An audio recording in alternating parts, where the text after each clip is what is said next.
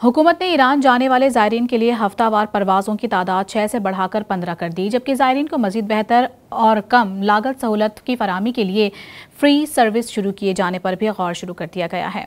वज़ीर आज़म की हिदायत पर ईरान और इराक जाने वाले ज़ायरीन के मसाइल के हल के लिए कायम खुसूसी टास्क फोर्स के इजलास में ज़ायरीन की सहूलतों और सिक्योरिटी के लिए अहम फैसले किए गए।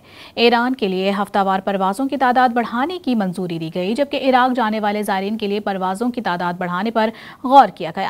इजलास को बताया गया है कि मुस्तकबिल में ज़ायरीन को मज़ीद बेहतर और सस्ती सफरी सहूलियात की फराहमी के लिए फ्री सर्विस शुरू करने पर गौर किया जा रहा है।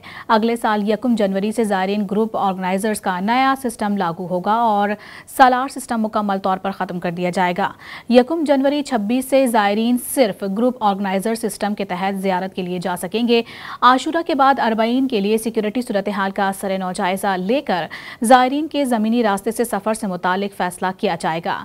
चेयरमैन टास्क फोर्स वफाकी वज़ीर दाखिला मोहसिन नकवी ने कहा है कि मौजूदा सूरत हाल के पेश नज़र ज़ायरीन को किसी भी किस्म की मुश्किल या परेशानी से महफूज रखना तरजीह है। ज़ायरीन की हिफाजत सबसे ज़्यादा अजीज़ है। उन्होंने हिदायत की है कि FIA और मुताल्लिका इदारे ज़ायरीन की आड़ में इराक जाने वाले गैर कानूनी अफराद को रोकने के लिए हर मुमकिन इक़दाम को यकीनी बनाएं।